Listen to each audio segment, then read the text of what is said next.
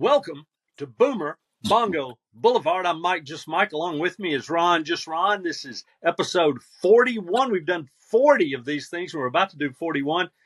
And tonight, Ron, our topic is this ought to get us some hits. Ghosts. Ghosts. Ghost stories. Are you a ghost stories? I have some ghost stories, and I guess you have some ghost stories. I don't have many, but Well, it doesn't take many. Let's see what happens. Yeah. Well, all it takes is one good. What needs to happen is during this recording, those little toys need to start flipping off the shelf behind you one at a time. But that's never going to happen. Yeah. I guess not, because hey, we all know there's no such thing as ghost, right? That's my opinion. Well, except for the fact, Ron, that when you buy a house, if you ask, and this is almost every state in the union, if you ask, is this house haunted? They have to tell you if it's considered haunted. Yeah. That seems to me to be pretty good evidence. I also, in my classes, all the years I taught, over 30 years, when it was appropriate to the class, which mythology, which I taught for a while, psychology, which I taught for a while, sociology, which I taught for a while, history, which I taught for a while, if you know how to bend the topic. At some point, I had an opportunity where, as part of a lesson, I would ask my students, do you know of anyone, or have you ever had a supernatural experience? I know plenty that have. Hey, never did I have less than half the class raise their hands. And sometimes I had every kid raise their hand, every single person. But there's something that goes on in this world, all kinds of things, that we just have no idea. I'm not sure what it is, but I always believe there's some sort of explanation. But well, let me tell you, Ron, that may be the explanation. When a ghost comes tugging at your shoulder, you'll think twice about it. And well, I keep challenging them, but they just never do. No, you can't challenge them. It just happens when you least expect it. And just keep asking people. One of your questions when the conversation dies, and this has always been one of mine, and I'm always amazed at this. With the conversation kind of easy, when the conversation dies, when the conversation really slows down, just ask whoever you're with, have you ever seen something you couldn't explain? And if they have, they will tell you immediately. I've never had anybody hesitate. Either now, obviously, some people maybe kept it to themselves and just said no. But the ones who told me, they immediately started telling the story, because you just don't get many opportunities to tell the story. And it's something about these supernatural experiences that people want to get them off their chest. They want to tell somebody. And if you're interested enough to ask, a lot of people will tell you. Have you got anything you want to start off? I've got several. I don't want to just. I might as well just pretty much blow my only one.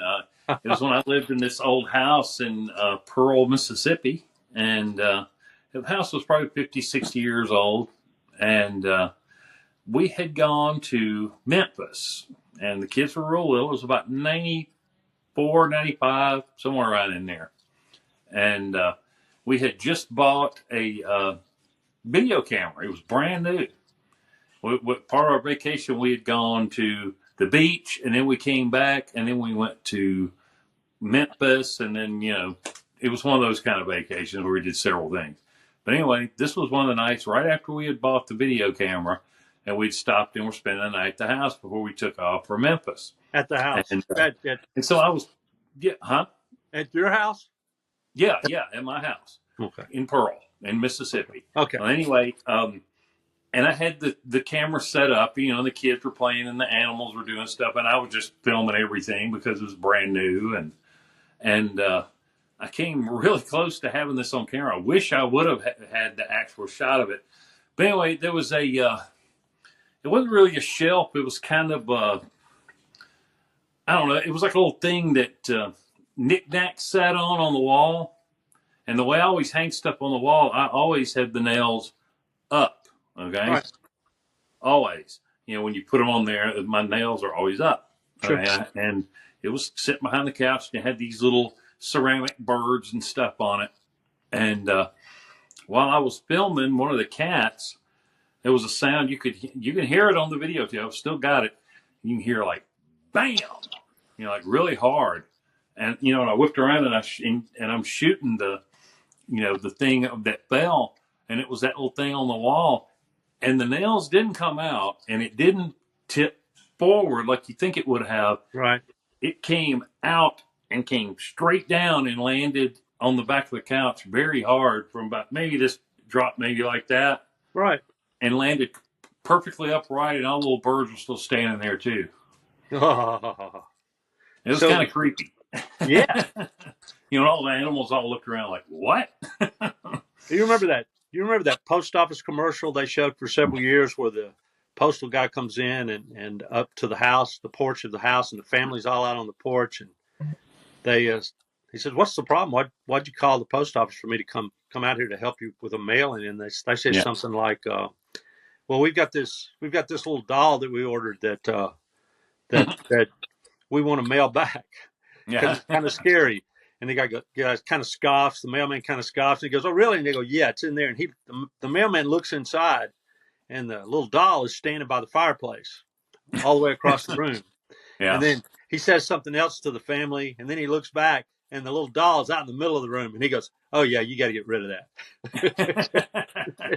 And so he goes from scoffing to, "Oh, yeah, we need to do something now." And that's kind of how it is. All right, well, I've got a few here, and I'm going to go with one that happened to me. I've got a couple that students told me over the years. Mm-hmm. One of my writing assignments around Halloween would just be write about something scary or frightening that's happened to you. It didn't have to be a ghost story. It could be just something that's frightening you. Freaky. But yeah, the students liked it, and I always got really good response, and they were fun to read. Very, very not hard to grade. You just enjoyed grading them. They were all entertaining. Most of them were entertaining. But this one happened to me. So I've got a couple of those. Yeah. But this one happened to me. Disc jockey, 30 years ago. I'm doing the overnight shift, which I often did on the weekends because I never was a full-time disc jockey. I was always a part-time radio person. And I'm working at a radio station late at night, overnight shift from 12 until 6 a.m., 12 midnight on Saturday to 6 a.m. on Sunday. Yeah. And I'm in a small studio that has a U-shaped table, and the table is by the door, and the equipment and the board and the microphone booms and CDs and everything I need is, and a tape recorder on my left is around on that U-shaped table, and I'm facing the board with the open end of the table immediately behind me. Yeah. And to get out of the room, I have to turn around, walk around the one side of the U, and go out the door, which is about even with my shoulder. But when you go in there and you pull the headphones on and you lean in, you can't really see the door. And I'm by myself in the radio station. But the owner of the radio station, I won't name him, but he's a prominent sports announcer, and he doesn't own the station anymore. But he's a prominent sports announcer, and he often came in from covering a game on Saturday at 2 or 3 o'clock in the morning. Well, it rocks along. It's 2 or 3 o'clock in the morning. And I definitely hear something in the office, which is down the hall. The door opens to the office down in the next room that's right behind the studio through the wall. Yeah. And I hear something rustling around. Well, I said, "Hey, it's him." And he often, friendly guy, very friendly guy, and he often would come in and just ask you how it was going and visit for a minute. And of course, he's a professional radio guy. Didn't come in while the red light was on. And usually that door is closed out into the hall when the red light's on, but not when you're there by yourself. You have the door open, or I did. Didn't text while you were on the air or anything like that. Right. So I do hey, shut up. Leave me alone. So So I press the microphone button. And I lean into the mic, and I'm doing a break. And it was Saturday, so I'm giving some sports scores. So it's kind of a lengthy break. It isn't lengthy, a minute and a half. And about Yeah. 40 seconds into that break, I feel a tug on my shoulder. Somebody grabbed my shirt and is pulling hard. And I'm doing this, but it was on my left shoulder, Yeah. behind my left shoulder. I Yeah. felt the fingers brush against my skin and grab the corner of my shirt and tug on my shirt and just tug and hold it. And Yeah. that's exactly what somebody might do if they had something urgent to tell you, Yeah. but they didn't want to interrupt you or bother you too much. Because, like, hey, as soon as you get done with this break, or hurry it up with this break and turn around, I'm going to tell you something you need to know. And it could be anything. It could be either it looks stormy out there, or there's a tornado warning. It could be a lot of things. And particularly if it's the owner of the station, it might even be a compliment. No. And he wanted to make sure he told me before he left, because he was, he was a guy who's quick to compliment people. Yeah. It still is. And so I feel that. So I kind of hurry up my break and leave out a couple of scores, cut the microphone off. Now I can give into the tug. I turn around and there is nothing there. There is nobody there. There's nobody in the radio station. The guy who owned the radio station has not come in like he sometimes does. There were noises in that office, like the chair scooting back and forth and papers rattling and just general things back there. I won't say I heard footsteps, because I didn't, because it was a solid concrete floor in those offices. But just there was somebody back in that office, and somebody grabbed my T-shirt and held it until, and it was pulling enough so that when I pulled back from the mic, they pulled me around and there was nobody there. That's the end of the story. It didn't even freak me out that much. Yeah. What would have freaked me out was if there were a werewolf or something like that standing back there, but there wasn't. There was just nothing there. And I didn't hear anything else the rest of the night. And I don't think I yelled or anything. Of course, the mic was off, so it didn't matter. But it was eerie, Ron. And I don't know if that's a ghost, but that's just bizarre. Yeah. What do you make of that? See, now, I would have thought that was one of my cats, because I used to have this cat that would get up, hide up on top of the refrigerator when you were walking by. He would like snatch you like that. He was strong enough he could pull your shirt back like that, and he could snatch you back a step. Yep. He was that good. Well, it could have been a cat ghost, but there was nowhere for him to say. Sometimes I think, some of my deceased pets, I think I see them sometimes. That's probably just me, but I think I see them out of the corner of my eye. Where they used to sit all the time, or something like that. I do that all the time. Now, this next one, I've got a little title down here, "The Woman in the Tree." And a student told me about this. And I'm telling you, somewhere in Pontotoc County. I saw a woman County, in a tree when I was in college. She was drunk, though. It can happen. She was drunk in a tree. Somewhere in Pontotoc County, Mississippi, there's a house where you can still get really cheap rent if the house is still standing. So the student tells his story. He wrote it very well. He's a good student anyway.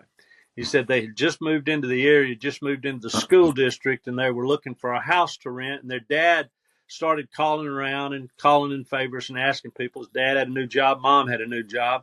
I think the dad's job was a job that brought them in there, but they were looking for somewhere inexpensive so they could save a little money. And so they get a line on this house that the rent was extraordinarily cheap. I don't know what it was, but it was so good. It was almost too good to be true, that old thing. So they move into this house, and it's a nice little house. It's sat where, they had a front yard. The backyard slanted off almost immediately from the house. I'm sure you've seen houses like that before, where just the back of the backyard is kind of downhill from the house. And there was a tree growing. Mine was like that for a little ways, and then it kind of smoothed out. But Yeah, because I had a split level house. That old house was split level. From the front, it looked like a tall 1-story. From the back, it looked like a 2-story. yeah, exactly. And Yeah. this just so you get the idea, this right where the ground leveled off, 10 or 15 feet down, there was a tree, and the tree grows up behind the house, and the medium branches of the tree are even with the kitchen window. The kitchen's at the back of the house. So if you're there doing the dishes, you're Exactly like looking the out house into I the used to back, live in. Yeah. looking out into the backyard, and you're looking into this tree, birds, Mm-hmm. that kind of thing. Yeah. They'd lived there for a month or so. One morning, the student says, "Hey, I'm lying here. I'm lying in bed. It's like a Tuesday morning. My mom's in the kitchen making breakfast. You got all those little clattering sounds you have. And all of a sudden, we hear our mom scream. And we all immediately, she was the only one up at that point. Everybody leaps to their feet. He had like a Yeah. sister and a brother and then his dad. And they all leap up and they go running in there. And she's standing there frozen, looking out the window. And they're like, what's going on? Of course, the shades are pulled. The shades are drawn Yeah. closed, so you can't see through the window. And she said, Yeah. what's wrong, Mama? She goes, there's an old woman sitting in that limb of that tree right outside the kitchen window, right through this window. And she's pointing to the window. And they go, what? And they open the shades. She had pulled the shades closed to hide the sight. And they go around and they look and they can't find anything. And she looks through the window finally and she can't see anything anymore. And she's very shaken. She can't finish making breakfast. So the rest of them get up and she's usually the one apparently that made the breakfast. And at least that morning she did. And they all make breakfast and she's just shaking. She didn't even go into work that day. And that afternoon, that night when they're all back at the house, the mom obviously had been thinking about this all day. And she tells her husband, she didn't know if they believed her or not. They didn't know if they believed her or not. They could go coming up with all these things that maybe she saw or what it could have been or some kind of reflection or something. And she goes, look, I didn't see things. I saw an old woman sitting in those branches of that tree. And then she said, and we're going to stay here. I don't want to move. But if I see that again, if I ever see that again, we're moving the next day. I'm not staying here that another day. And things rocked along, and a couple of months go by, and one morning they hear her scream again. And they go running in there, and this time she's just white as a sheet, and she goes, that old woman's sitting in that tree again looking at me. And they moved that afternoon. They called the U-Haul and moved out. Wow. It's not over. When the dad told the landlord why he was breaking the lease, the landlord never said anything. He said, that's fine, and let him break the lease. How many landlords, that's the evidence, how many landlords do you know who sit there and calmly let you break a lease? Not many. Yeah. And the landlord let him break the None lease. I know of. He said the dad came back and said, when I told him we were breaking the lease, all he said was, that's fine. That guy knew that house, something was weird. He knew something. That's my second one. And so I don't know. Do you want to make a comment? What do you think that could have? I mean, to me, that sounds like something crazy, like a vampire. That sends chills down my back, and every time I think about just looking at it. Have you ever heard a story like that? Somebody sitting on a tree limb? I know that's so weird because usually it's somewhere where somebody always was, or you like appear in a chair, or Well, like in the house that I lived in, it was similar to that, and I see. It wouldn't shock me if I was to go and talk to the people that live there now, and it wouldn't shock me for them to say, "Oh yeah, there's an apparition of a dog that sits at the top of the stairs." Because one of my dogs used to sit there every time. She loved being outside. She came in, at night and slept inside at night, but she stayed out there most every day, all day. And she was always on the top step, and she was always looking around and guarding everything. She could see the whole neighborhood from that top step because my deck looked like, if you walked out on my deck, it looked like you were in a treehouse because you were kind of up in the tree, 20 feet or so, you were up in the midst of it, all the limbs kind of surrounding, you like you were up in the tree. It Well, was so thick that you could sit out there when it was raining cats and dogs and you would not feel a drop. ring of cats and dogs. Seriously. It was a You see 100 the and something foot oak. You the wouldn't know it was raining. You look at the right and go, man, it's pouring down. You know? But yeah, a lot it wouldn't surprise me. of the But how ghost would stories. a woman sit on a tree limb? That's just weird. That's crazy, isn't it? That's crazy. And Yeah. it's like if somebody was making something up, you would think it would be. I mean, you have to give her points for imagination if she didn't like the house and wanted to move out. But she didn't. She didn't do it after the first time. If it was some kind of scheme, she would have just gone, "We're moving out right now," after the first sighting. But she was going to give it a chance. She's like, "Well, maybe there's some once in a million thing that'll never happen again." I'm going to give you a short one. I like that one. that's this one. I know the one you're waiting for, and but I'm going to say this for last. Quick one, real quick. Now this is one that happened to me in downtown Jackson. Some people listening might be familiar with this area because there's a lot of old buildings in downtown Jackson. And this place was right across, like if you were looking at the front of the governor's mansion, it was right across the street from the right, kind of middle ways. I can't remember the name of the building, but anyway, there was some offices in there, usually. And I was going up to see a friend of mine that was working in an old ad agency there that just was a startup at that point. And I was trying to go up the elevator, and it was kind of an old creaky elevator. And, it kind of creeped me out. It wasn't like I saw any visions or anything, but I kept hitting like the third floor, and that thing would act like it was going to the third floor, and it just kept sending me to the basement. Over and over, no matter what I did. Like 3 times in a row, it sent me to the basement from the first floor. And that basement, I stepped out a couple times and just kind of looked around, and it was like a lot of really old furniture and cobwebs. It was super creepy. Yeah. I did not like being in that basement. No. And I kept getting back in there and hitting it going, come on, man, really come on. Fast. Yeah. And I at finally just ended up going upstairs. At least it wasn't. What if there'd been a little old lady just standing there when you got down there? That would have made it horrible. Hey, I got a quick one. This one happened to me. Nobody really believes me. I'm just telling you, I don't confuse dreams with reality. I never have. Yeah. I've had some strange dreams. I've had some strange dreams. I've had dreams that I've had dreams that told the future many times. Yeah, I have too. And I think that's very vivid, accurate stuff too. And I've had dreams where I kept running into the same person over and over again and would progress over 6 months or a year. And it wouldn't be every night. It'd be but this was not a dream.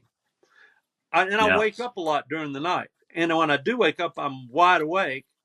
But it doesn't bother me. I kind of like waking up in the middle of the night. I like to kind of check around, see if anybody's broken in the house, stuff like that. I mean, it doesn't bother me.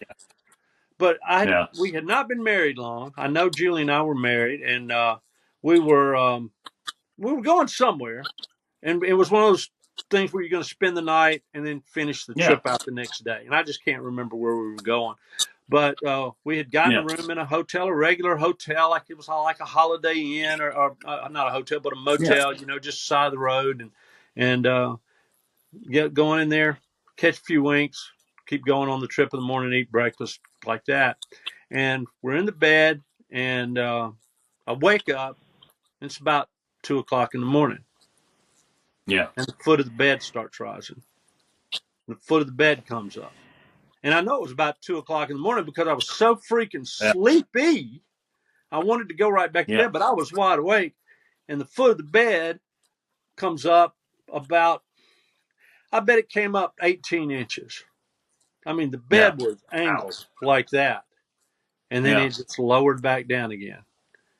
And I was so sleepy that I literally, it's really weird. The other thing with the radio, it doesn't freak me out that much. It's just weird, but it didn't scare me too much. I don't really get scared a lot anyway, but it was weird, and I was definitely on high alert, and I thought, if it raises up again, we're getting out of here. and I was there for probably 2 or 3 minutes waiting for it because I thought it would just happen immediately again if it happened, Yeah. Yeah. and nothing happened. And next thing I know, my alarm's going off. It's 6 o'clock in the morning, and I dozed back off, I guess, while I was there waiting for it, and I just Yeah. went right back to sleep. And Whoops. it was just a crazy, crazy little thing. I just got a low Yeah. battery warning, but I've still got plenty of battery. Oh my gosh, Yeah. a ghost has drained my battery, is what's happened. That's the thing I believe in. I think something's there, and yet I make jokes about it. I guess I make light of it. But that was a good one.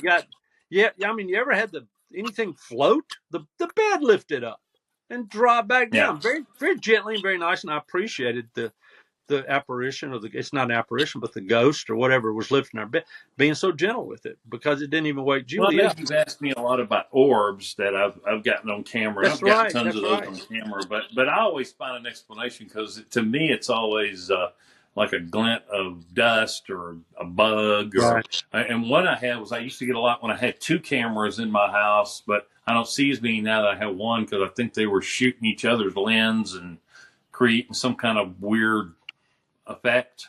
I saw one of those Yeah. videos. You sent it Yeah. to me. It was very clear. Yeah. The orb Yeah. racing, Yeah. flashing through your living room.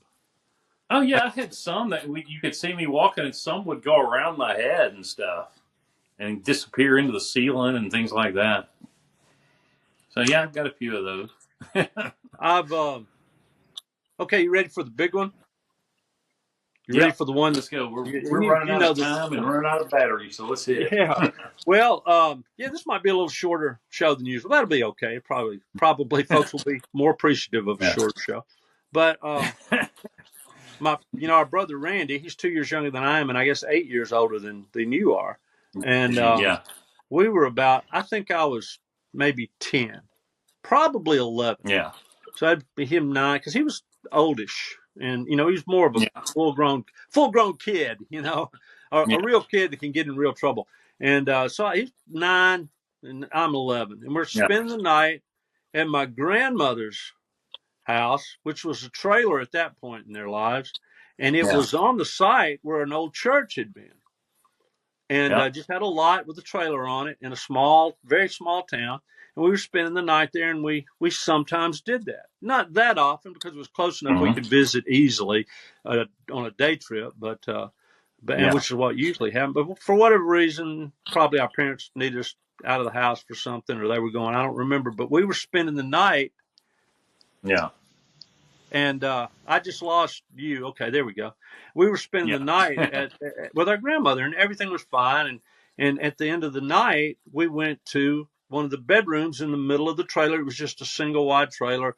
And if anybody's not familiar with them, they all have a hallway that runs down one side of the trailer, and then bedrooms stacked one on top of the other going to the back. And there was one bedroom way on one side of the trailer, and then a living room and a kitchen and a bathroom, I think, and then a bedroom, and then a bedroom at the back. Yeah. And we had this little middle of the trailer bedroom, and we're in there, and we've got the door closed, and we're giggling and laughing and looking at comic books and doing things that little boys do. And it had gotten pretty late, and through the door, I heard a guitar strum, and the strumming was right on the other side of the door. And it goes, boom, boom, boom, boom, boom, boom. And I don't even have to tell. I don't even have to count. I know that was 6 strings because I know how it sounded in my head. Yeah. What do you count, though? 1, 2, 3, 4, 5, 6. Boom, boom, boom, boom, boom, boom. I did not have to think to do that. Like somebody was trying to tune their guitar or something, just kind of. Yeah, well, it's more like it's already tuned. And they're just strumming each string and making sure the strings have the right timbre. Yeah, and, like it sounds right. Yeah. You know what would be really funny is if one of those little characters behind you was just walking all around while we were doing this. The whole show. Yeah. Oh, yeah, that would be so great. But we would have to title this must go viral. But anyway. Really? But we just both froze. Did you hear that? Yeah. So we both heard it. Yeah. and we just froze. And we got our pillows, and this is a 9-year-old, and we stuffed them at the bottom of the door, and we leaned up against the pillows. So we had like 4 pillows piled up against the Yeah. door, and we're sitting there, and it's like 12 o'clock or maybe 1 o'clock. We don't know what time it is. We didn't Yeah. care, Yeah. Yeah. and we're just sitting there, and just about the time we were going to say, well, let's just forget about it. Boom, boom, boom, boom, boom, boom. Same thing. And this time I know what I'm listening for, and I hear it, and it's just on the other side of the door. And we're petrified, and I guess we should have opened the door, but Yeah. we didn't. We were too scared. I guess we should have yelled for Yeah. help, but it's our grandparents. I mean, how much help could they be? And if it was my dad, if it was our dad on the other side of the door, oh, we'd have screamed bloody murder, and it had all got straightened out right then. But we sat there. It was both our grandparents and our great grandmother was in a bedroom far on the other end, and she was full of surprises. And it occurred to us she might have a guitar, although we'd never seen one. And we sat there. Never saw one. I never saw one there after she died or anything. No, a guitar. No, Never. the first time I heard it, I kind of convinced myself maybe it was the furnace. You know how furnace has those little grates, and they kind of sound a little like an instrument or something when you're in it.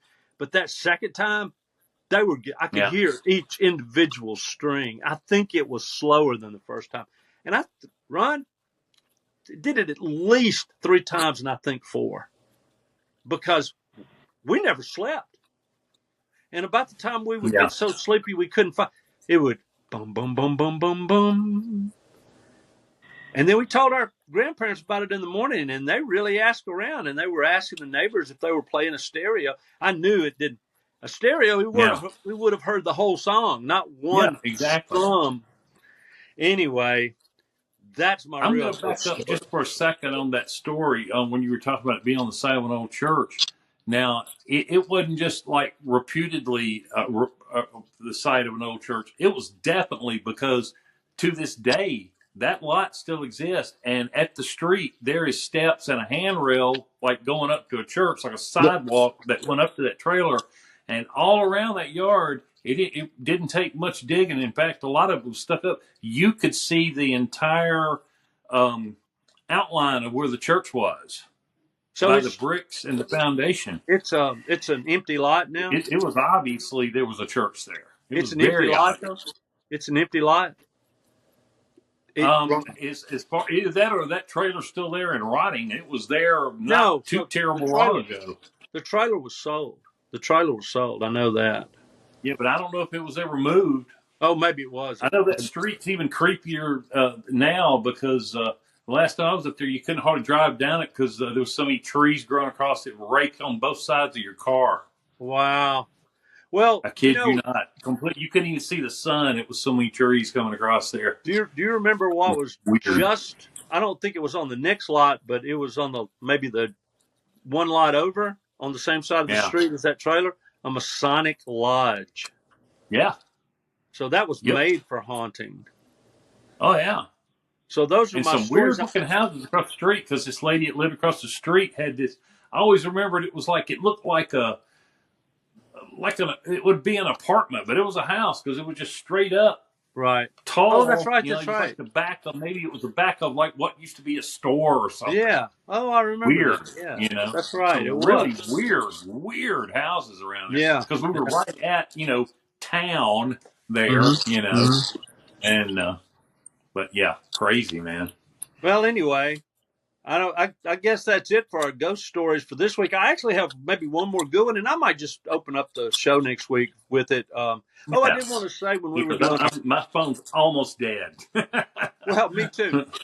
When we wanted to when we were doing songs, we don't want to be undead. That's right. When we were doing songs last week of songs you like to turn up, one artist we left off, and I don't know how I did it, was Bruce Springsteen.